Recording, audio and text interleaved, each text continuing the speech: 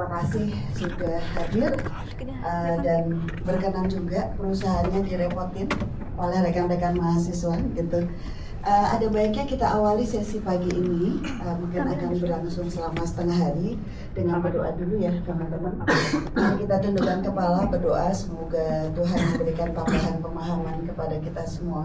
Semoga Allah juga memberikan balasan atas apa yang kita lakukan dengan kebaikan berlipat ganda. Semoga jadi amal jariah kita semua. Berdoa dipersilahkan. Bismillahirrahmanirrahim.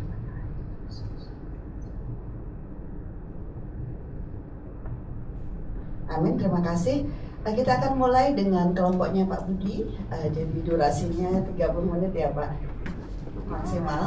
Kemudian nanti akan ada sesi komentar dari pihak mentor, dari pihak perusahaan. Kemudian saya akan nambah-nambah dengan memberikan komentar juga.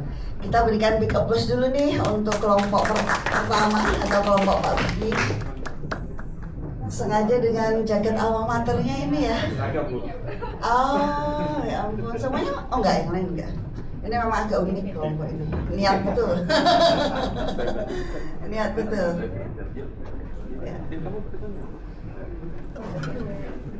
Sehat-sehat, silakan.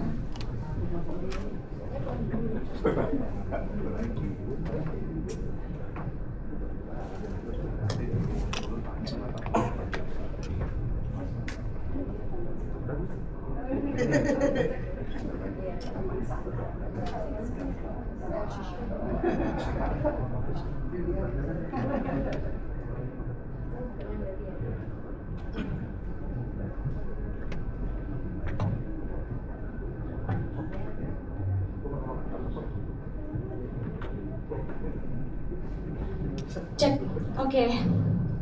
Berakit-rakit ke hulu, berenang-renang ke tepian. Kita presentasi dahulu, setelah ini kita ke puncak sosok kemudian ya. Ya, kami dari kelompok 1 Immersion Project yang beranggotakan Pak Budi. Saya hai dulu Pak Budi. Ada Pak Rio, silakan melambaikan tangan. Mas Reza, senyum Mas. Ya. Dan ada Mas Toda yang kebetulan hari ini sedang berhalangan hadir karena ada kepentingan sesuatu. Dan saya sendiri Laila Miftahul Khoir. Oke, next Mas. Lagi Mas, sekali lagi. Oke, di sini siapa yang belum pernah ke puncak sosok angkat tangan? Wah, lumayan banyak ini Pak Humam, Pak Wawan. Mungkin tanda ya Pak, setelah ini kita langsung dipastikan harus sampai sana gitu. Oke. Kemudian nggak apa-apa, kita sambil menjelaskan ya, nanti ketika ke sana sudah tahu oh puncak sosok seperti ini gitu. Oke, nah Taman Kuliner Puncak Sosok ini teman-teman kalau ada di Jalan Worosari malam-malam gitu ya, di bukit yang kurang lebih 200 meter gitu ada kemerlip lampu. Nah itulah teman-teman sedang melihat puncak yang tepat, yaitu Puncak Sosok gitu. Kemudian di Puncak Sosok ini menawarkan beragam sambil menikmati live music, kemudian banyak wisata kulinernya, juga diselimuti panorama kota yang mempesona gitu, serta lengkap view alam-alam yang memanjakan mata. Oke, next Mas Reza. Kita mundur sedikit ke tahun 2017. Di tahun 2017 itu ada bukit yang awalnya adalah lahan tandus yang antah berantah gitu, belum terjamah, jarang dikunjungi sama orang kecuali masyarakat yang ada di sana gitu. Kemudian beliau ini Pak Wawan dan Pak Humam itu menginisiasi berdirinya Puncak Sosok ini seperti itu. Kemudian yang menjadi hal menakjubkan di sini adalah warga di sekitar itu turun ke lapangan dan bergotong royong untuk membangun jalan. Jadi yang namanya bukit dari bawah jalan utama nyampe bukit itu dibikin jalan bareng-bareng sama masyarakat seperti itu, dan itu selesai dalam kurun waktu kurang dari 7 hari, 1 minggu seperti itu. Dan event pertama yang ada di sana, yang diselenggarakan di sana adalah Kapolda Cup Fastbike ya Pak Umam ya, dan beliau juga yang mengkoordinasikan selama di sana seperti itu. Kemudian lama-kelamaan seiring berjalannya waktu, Puncak Sosok ini dikenal dengan City Light View dan juga Sunset Spot. Nah, karena sempat ada COVID-19, operasional berhenti selama 6 bulan kurang lebih seperti itu. Kemudian kembali dibuka tanpa dengan semangat yang lebih baru lagi seperti itu. Kemudian fasilitas ditingkatkan dan kolaborasi digencar-gencarkan sehingga si Puncak Sosok ini mampu berkontribusi secara signifikan melalui Pokdarwis Taman kuliner Puncak Sosok terhadap PAD kelurahan seperti itu. Dan hal yang membanggakan di sini adalah Puncak Sosok ini yang awalnya dulunya warga sekitar itu setiap kakak pasti ada yang jadi TKI di luar negeri, pasti ada dalam satu kakak. Tetapi setelah Puncak Sosok ini berdiri, mereka kembali pulang ke Puncak Sosok dan mereka menambahkan penghasilan utamanya di Puncak Sosok. Dan hingga saat ini ada kurang lebih 200 orang yang terlibat secara langsung di Puncak Sosok. Kemudian tahun 2023 mulai berkembang event-event khusus dan juga event reguler tahun baru. Di sini teman-teman juga ketika tahun baru kita bareng-bareng ke sana, oke banget pasti. Dan itu sudah enak sekarang ya, jalannya tinggal bus-bus nyampe gitu. Bus ya Pak, bukan kereta ya Pak Joko ya. Kemudian saat ini juga Puncak Sosok ini menjadi desa binaan oleh KAI Pak Joko dan BRI Mbak Ratri ya. Jadi desa binaannya BRI. Dan hingga saat ini setiap peak season atau weekend gitu pengunjungnya udah mencapai 2000-an orang. Next. Oke, perlu kita ketahui bahwasanya Puncak Sosok ini sudah berbadan hukum melalui BUMDes Bawuran sebagai naungannya. Kemudian Pok Darwis Jabal Kelor ini sebagai pengelola Puncak Sosok utamanya dan juga didukung oleh Karang Taruna Jambon dan masyarakat lokal yang terlibat secara langsung yang kurang lebih 200 orang tadi dan 30 orang dari luar masyarakat sekitar.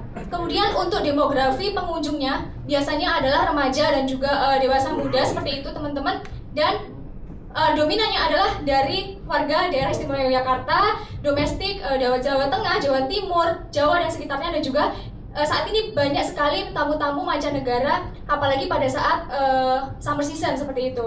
Dan pola kunjungannya biasanya teman-teman atau orang-orang yang suka udara pagi gitu. Biasanya mereka olahraga di pagi hari ke sana, entah naik sepeda, sambil jogging naik seperti itu. Kemudian kalau misalkan yang menyukai sunset gitu, mereka datang sore hari hingga malam hari, atau penikmat musik, mereka pasti sampai tutup baru mau pulang. Kadang udah tutup juga nggak mau pulang seperti itu.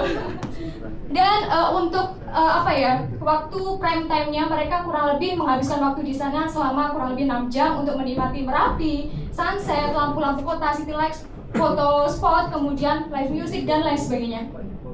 Next. Yang menjadi hal terpenting di sini yang perlu kita ketahui adalah nggak perlu jauh-jauh ya teman-teman untuk melihat spot atau senja seperti di film Sore yang merah mereka bahagia gitu ya. Kita cukup ke Puncak Sosok aja. Kebetulan di sana juga ada mau launching ya Pak ya, mau launching camping space. Nah mungkin kita bisa nanti camping di sana bareng-bareng. Prof Nurul kemungkinan apabila belum pernah Pak, Bu bisa nah sama suami dan anak-anaknya Bu seperti itu. Dan di sana kita bisa melihat 360 derajat view dan juga di ketinggian 210 mdpl, dikelilingi view mempesona sempurna. Di sana juga membuka kolaborasi event-event yang terbuka untuk semuanya. Selanjutnya setelah kami kemarin mewawancari Pak Wawan, Mbak Rumar dan Pak Rudi yang sudah bisa hadir, kami mengidentifikasi masalah yang terjadi pada Puncak Sosok. Yang pertama adalah adanya ketergantungan pada proses administrasi yang masih manual yang menyebabkan rendahnya integrasi data serta memperoleh informasi itu yang kurang real time. Lalu yang kedua adalah ketiadaan sistem pencatatan aset menyebabkan informasi penyusunan aset itu tidak tertata. Jadi Puncak Sosok ini tidak mengetahui apa saja sih detail-detail aset-aset yang dimiliki sampai saat ini. Selanjutnya adalah ketiadaan dokumen company profile menjadi hambatan administrasi yang berpotensi mengurangi peluang dan Puncak Sosok untuk mengembangkan dirinya sebagai misalkan untuk mengajukan kegiatan CSR ke perusahaan lain ataupun kegiatan lomba-lomba seperti itu. Nah mungkin kita dengar video sebentar. Puncak Sosok yang berangkat dari gotong royong masyarakat butuh sentuhan yang lebih karena memang dalam manajemennya masih bisa dianggap cukup tradisional dan masih ala kadarnya gitu. Ya, selanjutnya kita akan masuk ke framework yang akan kita pakai. Pada kegiatan kami di Puncak Sosok kami menggunakan 2 framework. Yang pertama adalah teknologi manajemen framework dan juga SDGs di poin 1, 8, 9, dan 17.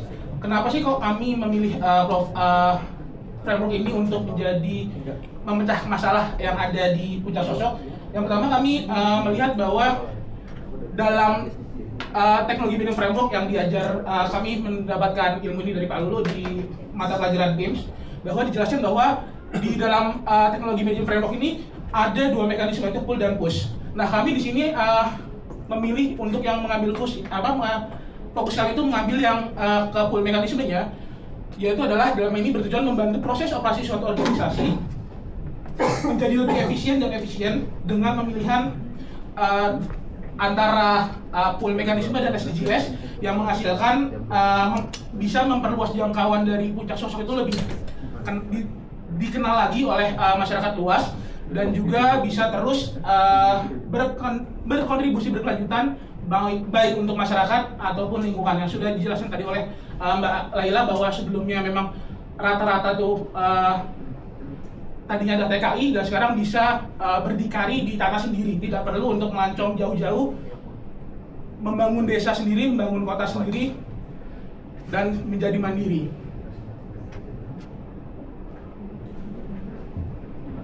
Saya Jibro.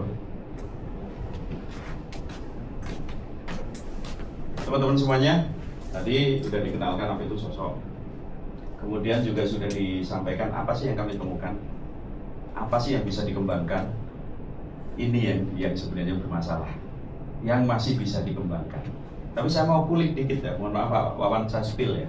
Beliau ini adalah pejabat lurah 2 periode pada saat Puncak Sosok didirikan, di mana beliau juga adalah tokoh pemuda sebelum menjadi lurah. Gitu. Jadi beliau adalah yang memang sekarang masih lurah. Enggak 3 periode.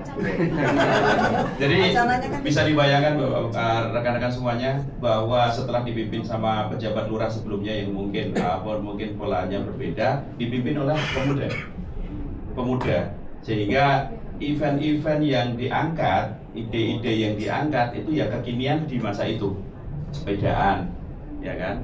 Terus kemudian orang mulai suka dengan kegiatan alam gitu. Dan cerita sedikit bahwa sebenarnya yang mau diangkat bukan puncak ini, yang mau diangkat sebenarnya namanya yang di bawahnya, Puncak Gebang. Puncak Gebang itu sudah kondang sebelumnya, gitu. Tapi karena itu milik pribadi, akhirnya Pak Wawan dan tim malah merangsek ke atas ke puncak yang memang belum yang disebut Mbak Ila tadi antah berantah. Berbatu, semak belukar, nggak karu-karuan di sana gitu. Wah, kita ditunjukkan fotonya ya sama Pak Rudi. Pak Rudi adalah ketua Pengkodarwisnya, gitu. Nah, pada saat komunikasi kita temukan bahwa gebiarnya sosok itu menyimpan titik lemah, gitu. Memiliki titik lemah, yaitu apa? Pengelolaan data pos pendapatan.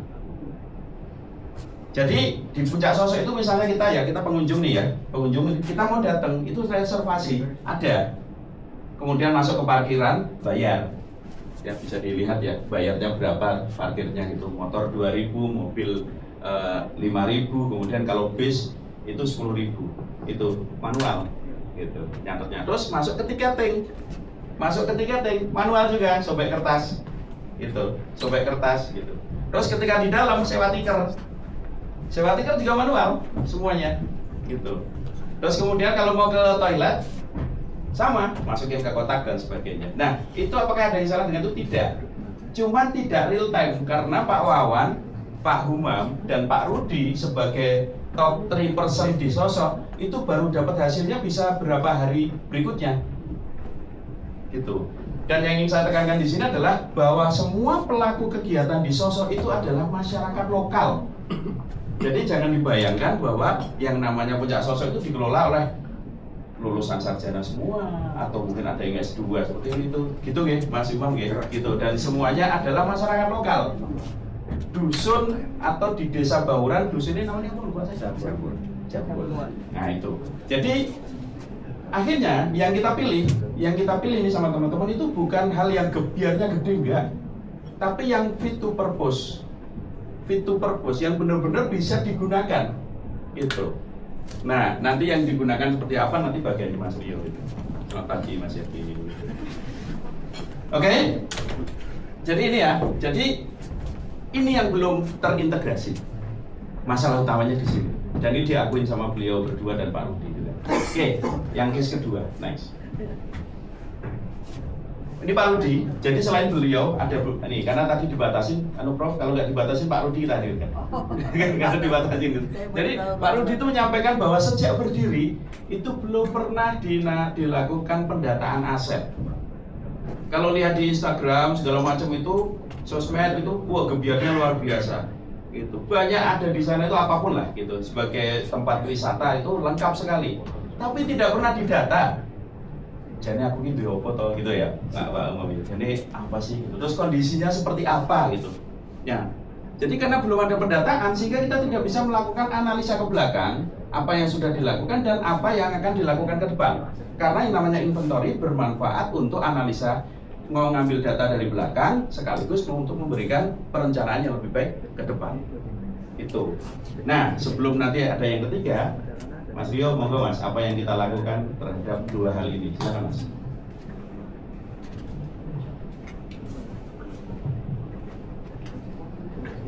Terima kasih Pak Budi. Baik, selanjutnya setelah kita melakukan identifikasi masalah, jadi kelompok kami ini memberikan rekomendasi yang pertama untuk solusi permasalahan administrasi manual yang datanya masih tersebar, yaitu pembuatan dashboard integrasi data real time.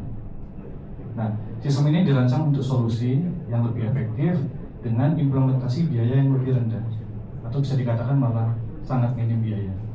Nah, cara kerjanya bagaimana? Sederhana.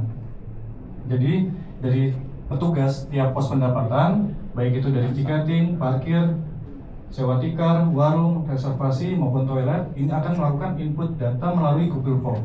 Nah, data yang diinput melalui Google Form tadi itu akan secara otomatis masuk ke spreadsheet. Menggunakan fungsi dan formula spreadsheet akan menghitung total pendapatan dari yang sudah dilakukan input datanya secara real time.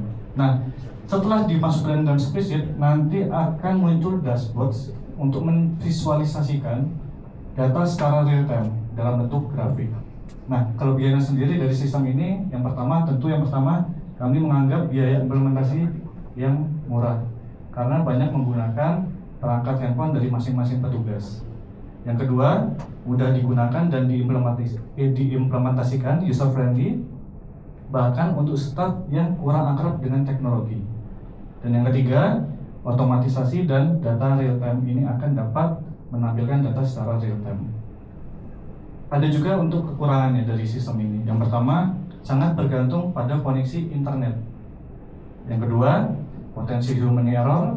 Lalu yang ketiga, karena ini menggunakan Google Form dan spreadsheet yang gratis, fiturnya terbatas. Next.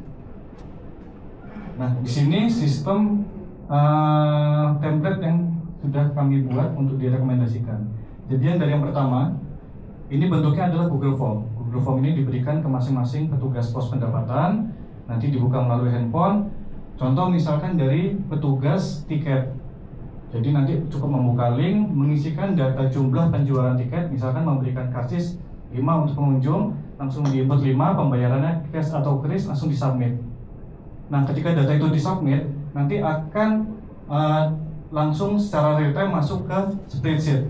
Termasuk di situ akan langsung otomatis data tanggalnya. Jadi ketika diinput 5, submit, data masuk ke spreadsheet, nanti di sini sudah muncul tanggal. Lalu selanjutnya akan diformulasikan dengan fungsi spreadsheet untuk menampilkan data pendapatan.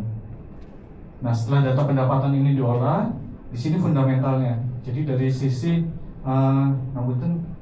petugas biasanya untuk Mbak Novi juga itu melakukan input manual. Di sini Mbak Novi cukup nanti untuk melakukan pemantauan dari hasil inputan data tersebut. Jadi untuk lebih efisien. Dan yang terakhir, nanti akan ada website untuk pengelola Puncak Sosok melihat data grafik secara real time untuk pendapatan total maupun di pos-pos masing-masing pendapatan. Next. Nah, lalu untuk permasalahan yang kedua terkait dengan pendataan aset. Jadi yang telah disampaikan oleh Pak Rudi Haryanto, ini ketua dari pengelola Taman Kuliner Puncak Sosok, menyatakan bahwa sejak tahun 2017 sampai dengan saat ini itu belum ada pendataan aset. Nah, gunanya sebenarnya pendataan aset ini beliau sampaikan untuk pembangunan yang lebih terukur, terstruktur, dan berkelanjutan. Nah, kami merekomendasikan atas permasalahan tersebut untuk membuat pendataan aset. Langkah-langkahnya yang pertama yaitu membuat template dulu untuk pencatatan aset, nanti menggunakan Excel yang dispreadsheetkan. Tentu ini memakan biaya yang murah. Yang kedua, membuat prosedur standar yaitu SOP misalkan untuk melakukan inventarisasi aset ini per bulan, triwulan, atau maksimal per semester. Jadi akan dilakukan terus-menerus untuk melihat data asetnya, lokasinya berubah atau tidak, lalu untuk kondisinya. Lalu selanjutnya, membentuk tim atau penanggung jawab inventarisasi aset. Nah, kalau di Puncak Sosok sendiri dalam struktur organisasi ada seksi inventarisasi dan perlengkapan. Nanti dari seksi tersebut akan menjadi PIC dari untuk pencatatan aset. Lalu selanjutnya tim-tim tersebut melakukan inventari aset secara menyeluruh karena pada saat ini belum dilakukan sejak tahun 2017. Nanti akan dilakukan secara menyeluruh terlebih dahulu dan memungkinkan ini akan membutuhkan tim yang besar memang. Nanti dari inventarisasi tersebut menyeluruh untuk mengecek fisiknya akan membaginya beberapa kategori misalkan seperti tanah, bangunan, gedung, sepeda motor. Lalu untuk lokasi asetnya, apakah misalkan di office, panggung, toko souvenir, gudang, dan lain-lain. Lalu mengecek juga sekalian untuk kondisi barangnya, apakah masih baik, atau rusak ringan, rusak berat, usang, ataupun malah hilang. Nah, selanjutnya data tadi yang terkumpul akan menjadi data untuk perencanaan strategis. Misalkan barang AC sudah ada 3, lalu rusak 1. Nah, mungkin di bulan periode berikutnya akan dilakukan perencanaan pengadaan. Jadi data ini untuk lebih pembangunan yang terukur dan terukur. Next. Nah, di sini template untuk pencatatan asetnya menggunakan data Excel dan spreadsheet. Jadi yang pertama, ini nanti tim inventarisasi aset yang tadi terdiri dari seksi inventarisasi dan perlengkapan akan menginput data yang telah dilakukan pengecekan fisik satu persatu secara menyeluruh. Nanti datanya di sini ada nomor registrasi, seperti misalkan PS ini Puncak Sosok, lalu A18 ini, A ini kode bulan, 18 ini mengartikan tahun, dalam arti berarti bulan Januari tahun 2018. Nanti ada juga lokasi aset, lalu ada juga kondisi masih baik, usang atau rusak. Untuk yang kelompok aset misalkan tanah, di sini ada yang kedua kelompok aset misalkan peralatan lainnya. Seperti tadi misalkan AC, nanti ada kondisi, lokasi, segala macam. Nah, data-data tersebut ini di masing-masing sheet nanti akan terekap secara otomatis di spreadsheet, di sheet yang rekapitulasi secara menyeluruhan. Jadi nanti akan diketahui secara menyeluruh jumlah unit aset yang dimiliki oleh Taman Kuliner Puncak Sosok berapa, kondisi dari masing-masing berapa, nilai perolehan berapa, dan nilai penyusutan berapa, nilai buku saat ini berapa. Nah, data-data tersebut ini akan menjadi dasar untuk pembangunan yang terukur dan struktur dan berkelanjutan. Next. Selanjutnya dilanjutkan Pak Budi. Saya lagi. Di sini aja Mas, tutupin sampai. Oke, yang ketiga, rekan-rekan semuanya, Prof. Nurul dan rekan-rekan semuanya. Ini adalah tambahan finding dari apa yang perlu dikembangkan di Puncak Sosok. Jadi coba kalau dicari di Google dan sebagainya, ada nggak profil lengkap mengenai ini yang mencakup informasi-informasi penting. Yang ada itu sosmednya luar biasa kenceng, baik di IG maupun di YouTube itu banyak yang ngulas gitu. Sehingga yang kelihatan itu gebiarnya gitu. Tapi gini, sistem yang dikembangkan di pos pendapatan itu kan tadi lupa saya sebutkan ada 16 warung yang bagi hasil kepada si Puncak Sosok pada pengelola. Jadi yang di bagian bawah tadi, bagian bawah coba bagian diulas dikit. Nah ini ada 16 warung. Yang ini setiap itemnya itu 500 perak masuk ke pengelola. Itu 500 perak pengelola. Nah masih berkutat di sini. Sementara pendapatan itu sebenarnya tidak hanya dari sini, tapi dari partnership, kerjasama dengan eksternal yang sudah terjaring 2 ya Pak. Nah, dulu yang 1,5 tahun ada plakat itu namanya apa yang authenticity gitu. Nah, Pak Umar menyampaikan bahwa ternyata kita butuh sesuatu yang lebih formal, yang lebih ini untuk menjaring program-program CSR. Karena beliau kesulitan pada saat mau menyampaikan sesuatu, terus ada kebutuhan administratif, tolong dong profil kalian di-upload dan sebagainya. Nggak ada. Ya, kalau mau lihat kami, datang aja dan lihat IG aja. Gitu. Jadi, so that simple gitu loh. Sehingga, kenapa ini menjadi tambahan? Menjadi tambahan. Karena company profile menjadi penting untuk menjaring kemungkinan kerjasama dengan entitas lain di luar Puncak Sosok dan menjadi lebih profesional. Sehingga di yang ketiga ini, rekomendasi dan yang kita bantu pendampingan juga. Habis ini kita masih lanjut pendampingan untuk membuatkan company profile. Jadi ini adalah komitmen kita, gitu, untuk membuatkan company profile. Untuk ini kita tahu untuk media representatif, kemudian kontennya juga mencakup semuanya. Kenapa ini ada? Apa plusnya? Plusnya apa gitu? Ini. Oh, nggak tahu kan kalau dulu semuanya hampir semua rumah punya TKI, sekarang semua rumah kerja di Sosok, bayangkan. Gitu. Pemberdayaan yang dilakukan Pak Wawan dan Pak Umam serta Pak Rudi dan timnya itu sedemikian hebatnya mempengaruhi perekonomian yang ada di Puncak Sosok dan Desa Bauran pada umumnya dan di Dusun Jambon pada khususnya. Kemudian kita berikan nanti adalah dari versi digital dan cetak. Wah, ini semua hal yang terkait dengan profilnya Sosok akan kita bantu, kita dampingi dalam pembuatannya. Seperti itu. Itu adalah hal terakhirnya itu, dan untuk yang berikutnya nanti saya minta komen dari Prof dan dari ini. Sebagai penutup, silakan Mas kalau mau berpantun, Mas. Kelas ini tuh hobi pantun. Oh gitu ya. Sebenarnya materinya biasa-biasa. Cuma pantunnya luar biasa. Nanti kita lihat ya. Itu yang kangenin di kelas ini cuma itu doang. Kalau pantun bagus juga. Ini mahasiswa bimbingan saya, Pak. Jadi harus sopan ya. Silakan. Izin mungkin sedikit ke belakang terkait dengan warung tadi, sedikit saya tambahkan penjelasannya. Izin.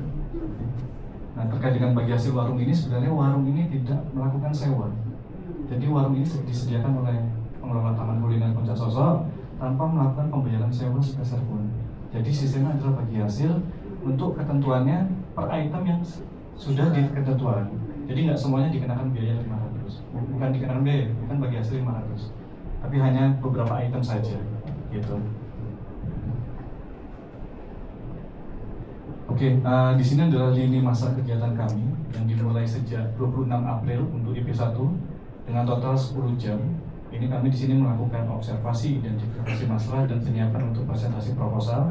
Lalu untuk tahap kedua, IP2 ini total sejak Juni sampai dengan Agustus kami melakukan selama 42 jam. Next. Nah, berikut di sini adalah dokumentasi kegiatan. Yang pertama dimulai dari pertama kali kami hadir di tanggal 26 April di bagian kiri atas, lalu selanjutnya kunjungan-kunjungan berikutnya. Next. Oke, baik. Mungkin sekian sebelum kami tutup.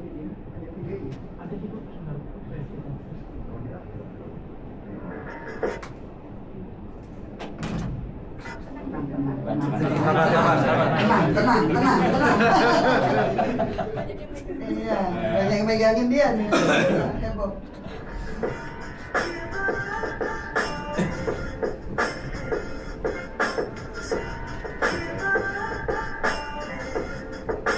Hai, kami kelompok 1 Immersion Program SEMBA 42 Sustainability Management Magister Manajemen Universitas Gajah Mada, Yogyakarta. Kami mempersembahkan perjalanan immersion kami yang beranggotakan Budi Purwanto, Rio Panduwinata, Hara Toda, Muhammad Fareza, dan saya Laila Miftahul Khair.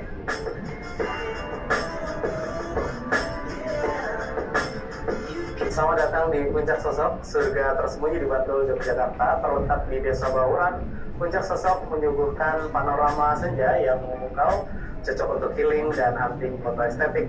Dari atas bukit, kamu bisa menyaksikan City Light Jota Yogyakarta di malam hari sambil duduk santai di gardu pandang atau menikmati live musik lokal. Buat kamu yang suka tantangan, tersedia juga trek sepeda gunung yang menantang adrenalin. Jangan lupa nikmati kopi hangat dan jajanan khas di warung-warung warga yang ramah.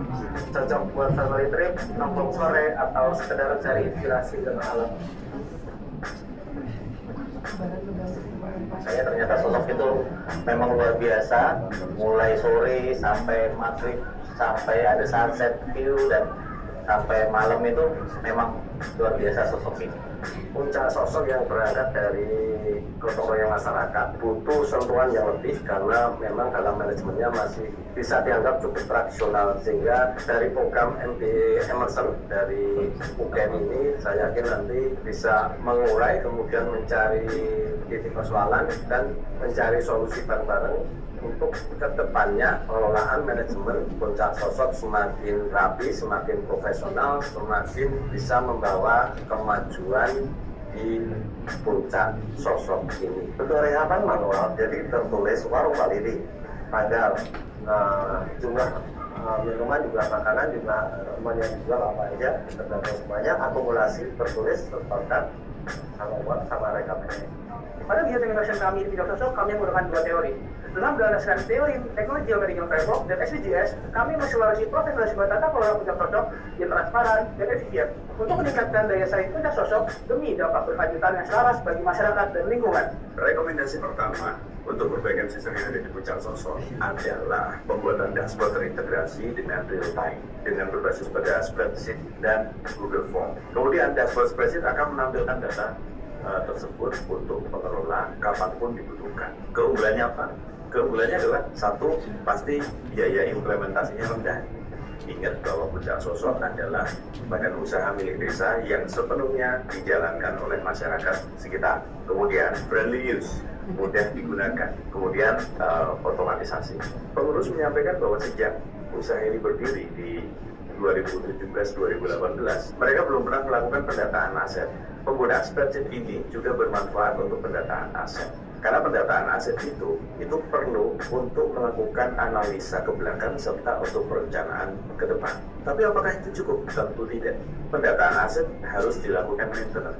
Setelah database aset didapatkan melalui inventarisasi, setiap pengadaan aset itu harus terdata. Terus secara rutin dilakukan maintenance dan stok opnam untuk barang-barang yang bergerak. Tapi untuk barang-barang yang sifatnya aset, secara rutin dilakukan inventarisasi secara reguler, baik itu bulanan atau 3 bulanan, 6 bulanan, atau 3 tahun, bisa ditentukan kemudian. Rekomendasi masalah kedua dari kelompok kami yaitu menyusun company profile dalam bentuk tertulis dan video.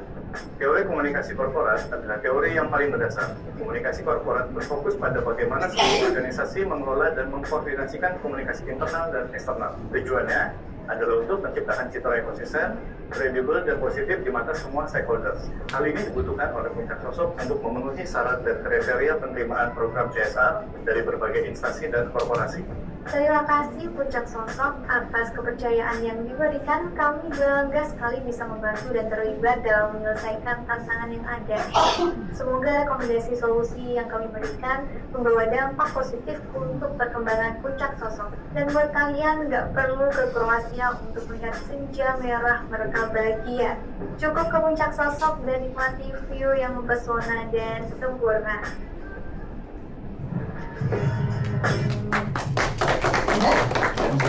Indah ya. Pas ini malam minggu nanti berangkat ke sana. Ada temennya nggak, Mas? Ini Mana batunya, Mas? izin untuk Ada Mas, masih ada nih. Mau sampai jam berapa ini teman-teman ini? Yuk. izin untuk menutup presentasi pada hari ini kelompok kami. Izinkan saya untuk berpantun. Dari puncak sosok memandang awan, pemandangannya begitu mengikat hati. Sekian paparan yang kami bawakan. Terima kasih, semoga berkenan di hati. Baik, terima kasih kelompok 1 sudah mencoba mendalami situasi yang terjadi di Puncak Sosok, mengidentifikasi ada 3 isu ya yang tadi disampaikan, kemudian mengusulkan 3 isu tersebut dengan rekomendasi yang sudah diterapkan juga ya. Satu kaitannya dengan spreadsheet, bisa ke slide yang rekomendasi, kemudian Google Form, kemudian mendata terkait dengan pemasukan, pengeluaran gitu ya, inventarisasi aset, dan ada pekerjaan tambahan setelah ini, komitmen teman-teman loh didengar oleh seluruh kelas ya, dan siapapun yang ada di ruangan ini. gitu. Jadi ada janji, mudah-mudahan nggak PHP ya Pak Budi ya, gitu. Nanti ditagih nih, nggak akan nagih Pak. Nanti kalau ternyata tidak, cuma janji-janji surga, itu menurut ini kok mahasiswanya suka PHP, gitu. Nah ini terima kasih teman-teman, luar biasa komitmennya dan juga komitmen jangka panjangnya gitu. Saya memberikan kesempatan kepada bapak-bapak mentor berdua nih untuk memberikan tanggapan. Setuju nggak dengan poin yang disampaikan oleh teman-teman terkait identifikasi masalah, kemudian beberapa usulan atau rekomendasi gitu. Lalu selama ini interaksinya dengan mereka ini seperti apa? Mungkin satu-satu dulu tadi. Bagaimana tanggapannya dulu nih, Pak Wawan? Monggo.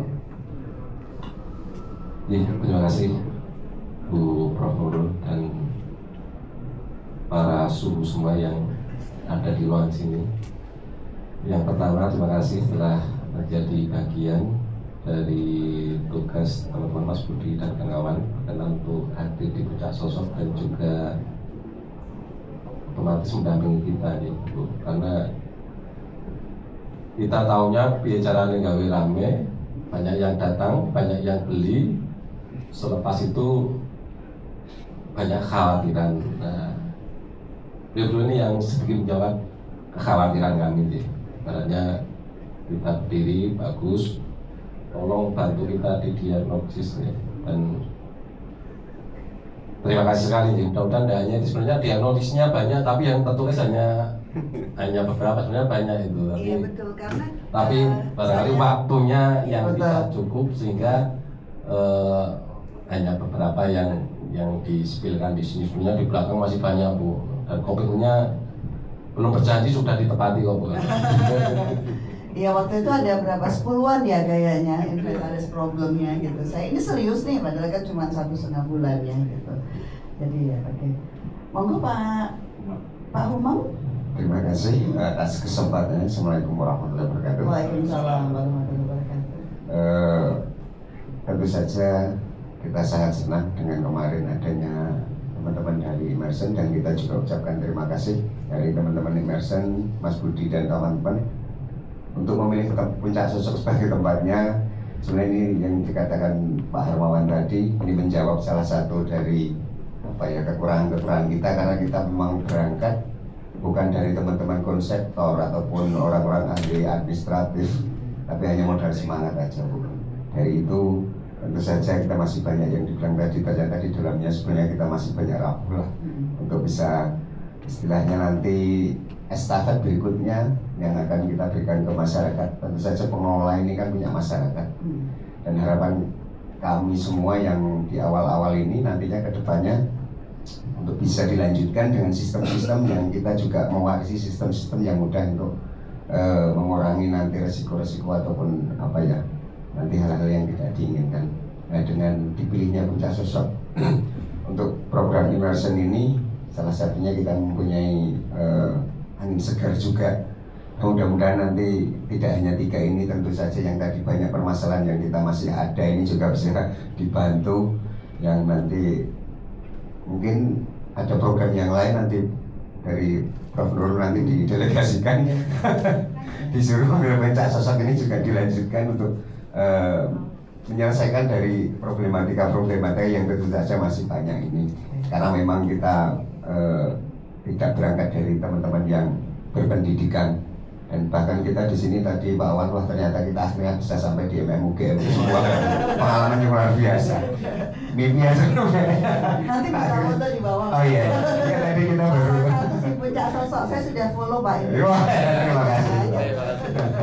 Nah ini salah satunya hikmahnya kita bisa masuk di MMUGM karena kita tidak itu tadi dari masyarakat desa yang modal hanya semangat saja ingin merubah wilayahnya dari dulunya yang ini, ya alhamdulillah ada sedikit perubahan. Mudah-mudahan nanti bisa berkembang. Mungkin itu saja dan saya terima kasih banyak sudah dipilih. Itu menjadi sebuah kehormatan bagi kita juga di Puncak Sosok. Terima kasih Pak Umam, Pak Wawan, kehormatan juga bagi FEB UGM. Puncak Sosok ini bersedia untuk direpotin teman-teman mahasiswa gitu ya. Jadi teman-teman ini tadi mengidentifikasi coba ke problem dan sebagainya, tadi mungkin kita akan garis bawahi ya, karena ini karena Pak Wawan dan Pak Humam ini responnya positif semua nih.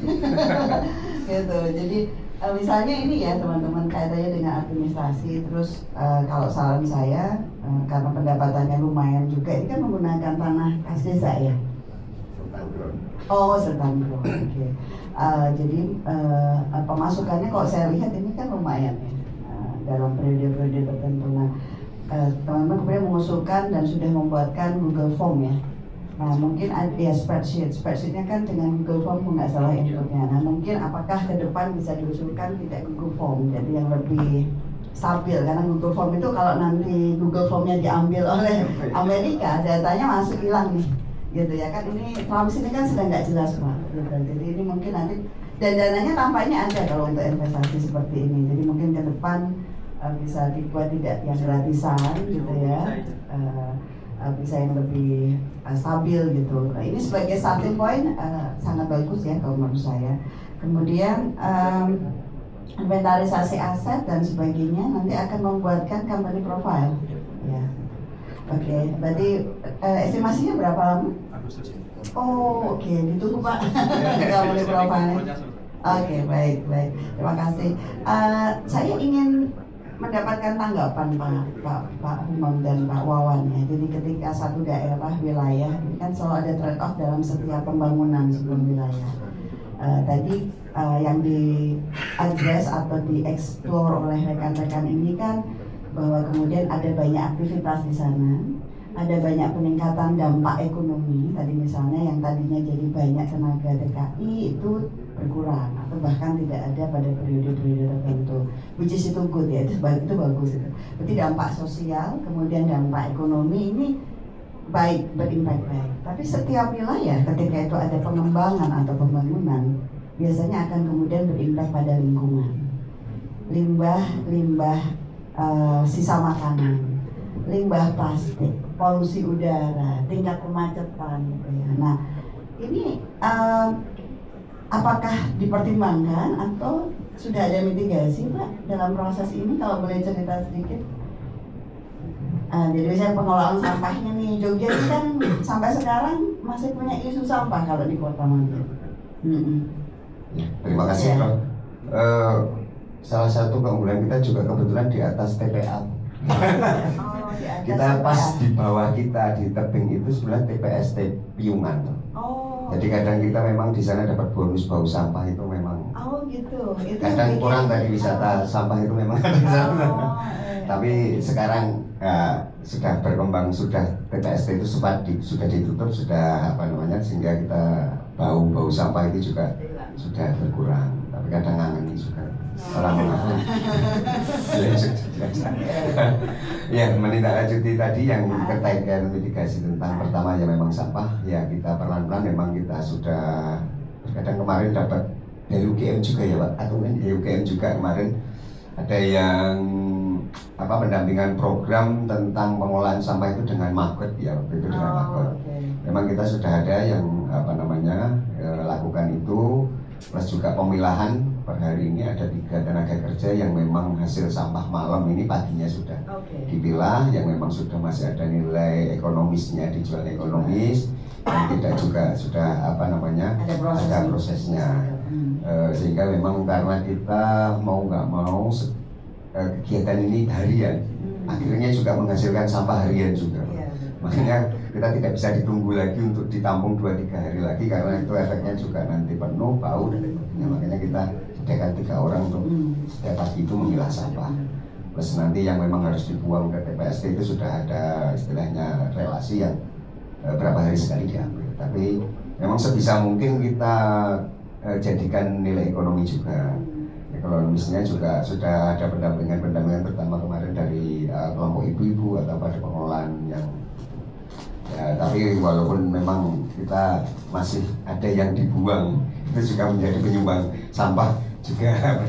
Itu tentang sampah. Kalau tentang lingkungannya yang memang kondisi air tanah Pak, ya. Kondisi air tanahnya seperti apa, kan kemudian ada bangunan yang tadinya mungkin saat itu adalah tanaman, kemudian itu memang kebetulan di Puncak Sosok itu memang terkenal daerah kurang air. Oh.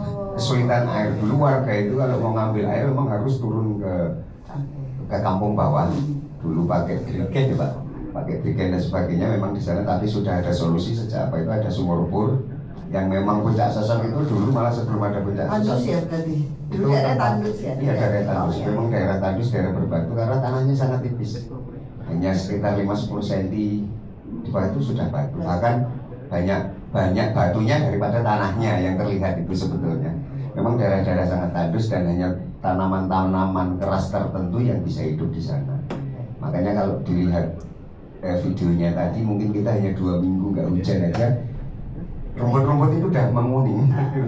Makanya kadang kita memang harus gini-gini memang. Nah, kalau yang sana dulunya memang hanya tempat itu tanaman keras-keras yang dulu tanaman hutan, ya kita ganti menjadi ada yang tanaman yang memang bisa bertahan di cuaca musim kering, kayak ketepeng kencana, kayak ada ya beberapa tanaman yang kalau musim kering itu tidak langsung mati, dan itu juga tujuannya untuk biar kayak ada hijau-hijau lah, nggak coklat semua gitu. Nah itu sih mungkin kalau secara alam gitu. Memang daerahnya bukan daerah tempat resapan atau apa, karena memang daerah gunung batu. Mungkin Pak Arwan bilang.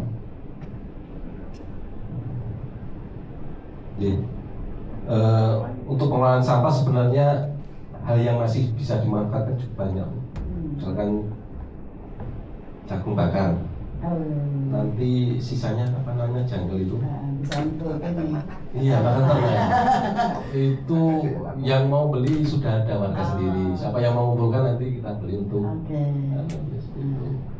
Kemudian sebenarnya yang cukup rawan itu ya memang lebih ke keramaian sih mungkin itu. Ketika jalan masuk yang penerima manfaatnya tidak begitu banyak, tetapi terlewati macetnya kendaraan itu juga itu. Walaupun kita melihatnya kan ini memang lebih ke social privacy gitu. Jadi ada hasil berapapun ya warga yang punya pipa kita ada kompensasi di walaupun seberapa seperti itu. Dan wisata yang sifatnya pemberdayaan masyarakat memang problematika yang banyak kita temui, terutama teman-teman pengelola yang lain itu lebih ke sosial masyarakat sih, karena kemunculan wisata di Jogja yang sifatnya pemberdayaan masyarakat itu banyak sekali, tapi yang bertahan sangat sedikit sekali dan rata-rata persoalannya lebih ke konteks sosial antar masyarakat. Barangkali dan ketika besar kan menguntungkan, itu juga potensial konflik kalau nggak tertata dengan baik ya Pak. Ini bagus sudah ada. Baik, terakhir mungkin nanti singkat saja Pak, bagaimana interaksi bapak-bapak dengan tim ini? Mereka cukup mengganggu Pak? Luar biasa. Oh luar biasa mengganggu. Kita bisa cerita, saya punya teman S2 loh. Oh. Jadi kita sangat senang, teman-teman sangat bagus sekali untuk apa ya, kita ngobrolnya asik lah. Itu pengalaman sendiri. Iya. Mungkin itu. Baik, terima kasih. Ini karena keterbatasan waktu ya, jadi terima kasih.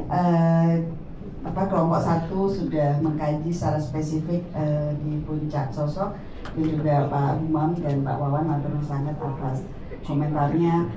Semoga ini memberikan manfaat.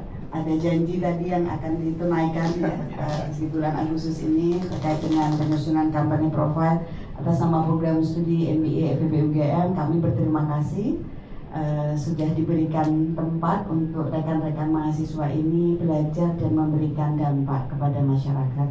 Mohon maaf juga kalau selama mereka berinteraksi ada yang tidak berkenan Pak. Sami-sami.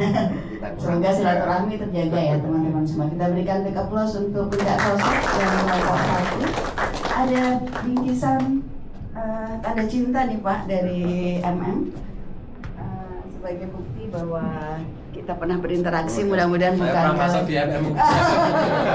mudah-mudahan monggo ini mungkin ada dokumentasi ya. Namanya masing-masing begini. Iya. Iya. Oh, iya. Iya. Oh, iya, betul. Carikan. Ini.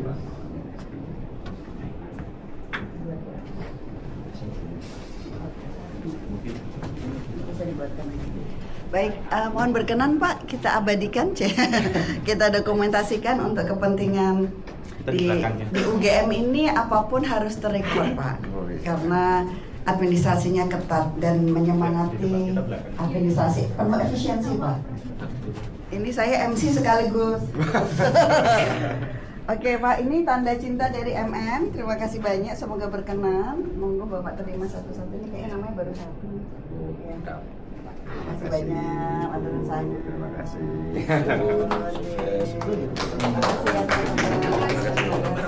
Ya, yang moto siapa? Oh, Mbak Ima. Prof dulu gitu. Iya Pak, saya. Aduh. Oke, ready. 1, 2, 3. 1, 2, 3. GMM. G bebas. Kayaknya kelihatan. Oke, bebas. Kayak emang gimana? Oke. Kalau gaya UGM gini Pak. Nah, gaya UGM dulu ya, gaya UGM. Ya. 1, 2, 3. 1, 2, 3. Yang 3 ya. Yang 3 ya. Oke. 1, 2, 3. 1, 2, 3. Oke, sip. Kayak puncak sosok kayak gini. Oh, iya. Ya, Pak ya. Ternyata cuan ya. 1, 2, 3. 1, 2, 3. Oke, terima kasih. Ya, baik, terima kasih. Pak Humam dan Pak Himawan, kami akan melanjutkan sesi berikutnya. Jika bapak-bapak berkenan bisa ikut menyimak, karena mungkin sampai siang. Tapi jika ada agenda lain, tanpa bermaksud mengusir, bisa meninggalkan ruangan. Jadi monggo, feel free ya Pak. Baik. Duluan. Baik, terima kasih. Karena datang duluan, pergi dulu. Sambil wisata dia. Oh boleh, monggo Pak, monggo. Terima kasih banyak, selamat jalan Pak. Insya Allah nanti saya silaturahmi ke Puncak Sosok. Iya siap. Terima kasih banyak. Ya, monggo. Baik, kita lanjutkan. Ini sudah ada Bu Vita Krisna Dewi dari Sinatria Farm. Juga ada dari Gembira Lokazu ya. Selamat datang Mas Andi. Ada yang dari MM juga itu Pak, siapa kemarin ya? Vito ya. Mungkin jenengan bisa di depan. Mas ini snacknya nggak dimakan? Karena nggak dimakan soalnya. Monggo Mas Andi bisa di depan.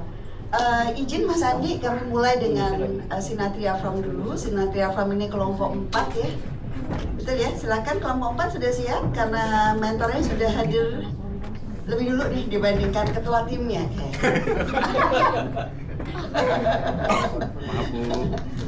Mungkin karena efek kebanyakan susu kambing ya Fit ya, jadi waktu untuk penyesuaian. Baik, kita berikan applause teman-teman kepada kelompok 4 Sinatria Farm. Kita lihat 30 menit presentasinya ya, ya plus minus oke lah seperti tadi kelompok sebelumnya 36 menit dan nanti 15 menit bisa komunikasi sehingga satu kelompok kira-kira 45 sampai 1 jam. Oke.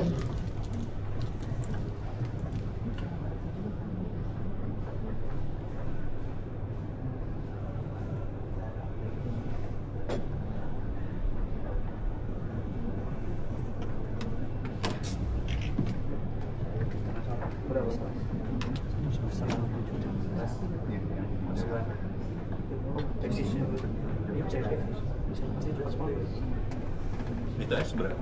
Orang tadi berapa? Kan yang IDP disebut S3.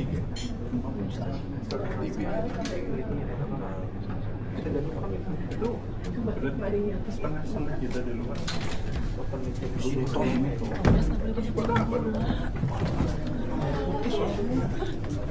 Terkenal ya?